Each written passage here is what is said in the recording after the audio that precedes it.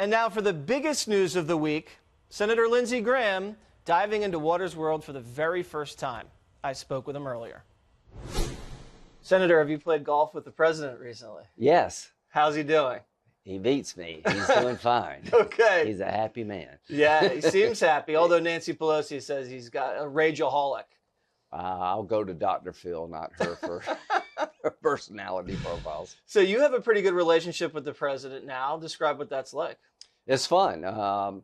He calls me on occasion to ask my opinion about what we should do with the world, and we play golf.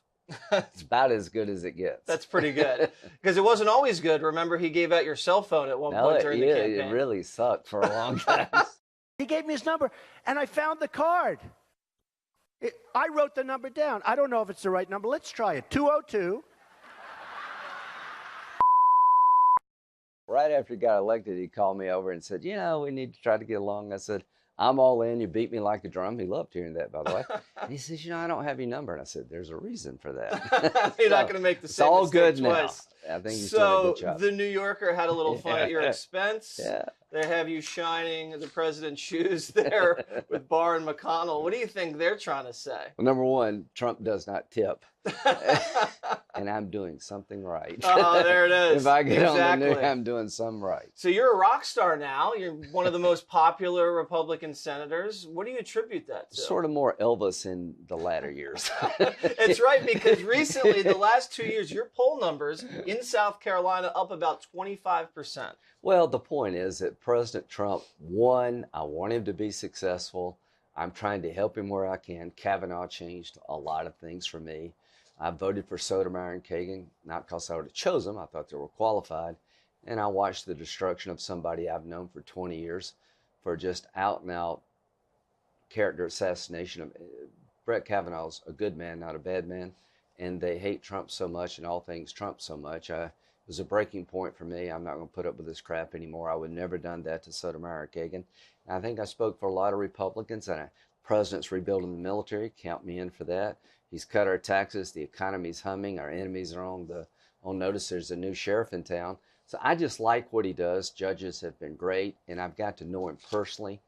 We still have some differences, but getting to play golf with him and understand who he is and why he ticks has been fun.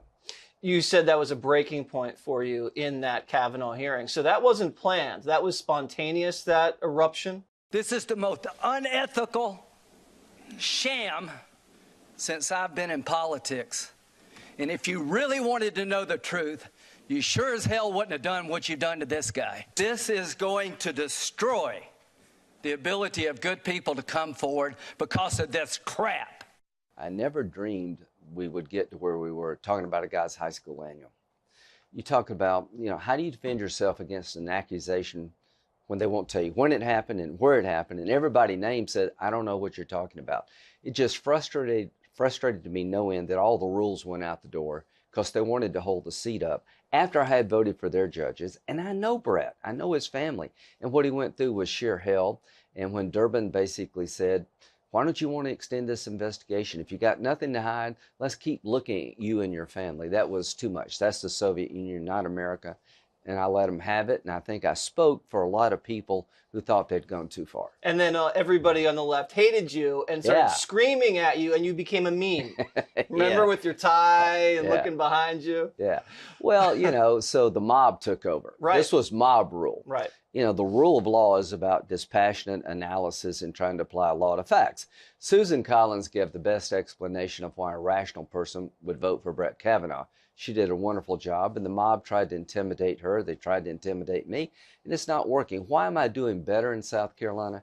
People who are conservative, and most are in South Carolina, see me genuinely trying to help the president and giving him advice, and sometimes saying, hey, let's reconsider this, like Syria.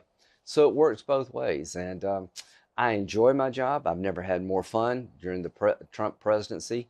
It is a great time to be alive. Neither have I. Isn't it fun? I think Fox News has been having a lot of fun. Yeah, I'm literally having fun because he's doing things that other people wouldn't do that they should have done. That's right. So we are now on the precipice of declassification. Right. What do you expect to see once all of this information is put out there in the public sphere?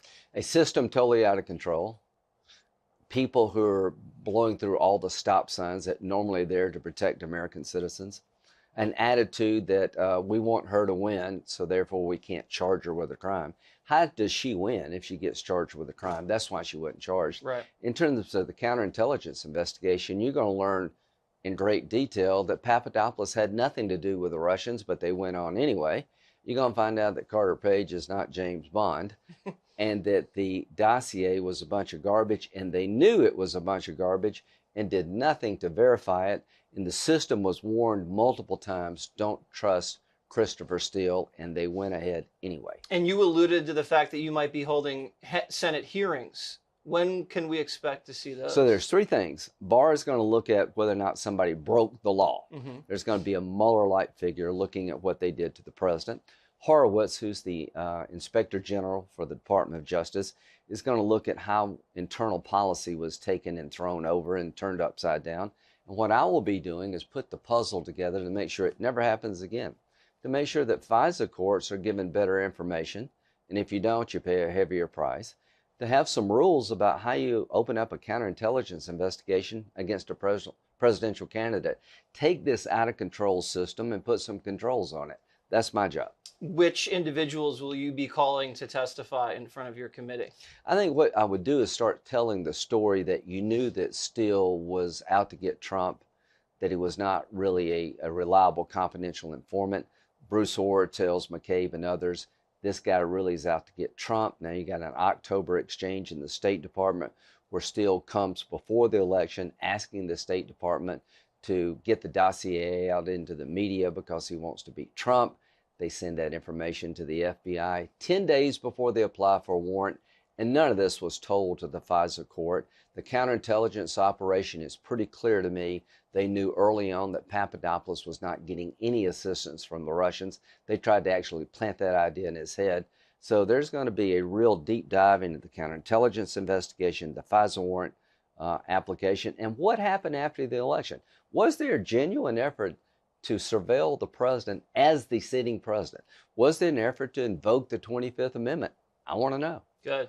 So Memorial Day weekend, and Yes. South Carolina guy, a lot of veterans down there. Yes. John Walker Lindh, early release. He better not go to South Carolina, I'll tell you that. Yeah. Tell him, if they release him at home, he's in trouble. So this shows what happens when you use criminal law to fight a war.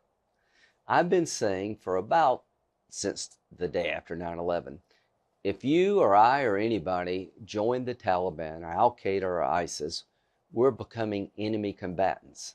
Criminal law is designed to solve a crime. The law of war is designed to protect the nation.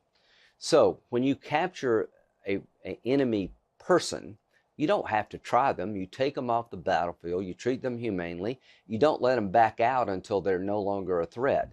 He was tried under criminal law, but if he was held as an enemy combatant, he could still be held as long as he's a threat. Right. Gitmo is full of people that have been there for decades. They'll never be tried in a criminal court, but they've had a hearing about whether or not they're a member of the enemy force and whether or not they're still dangerous. That's what should have happened to Johnny Walker Lindh. You can have a criminal war crime trial, but after that, you evaluate, has this enemy prisoner, and he was part of the enemy force, is it safe to release him?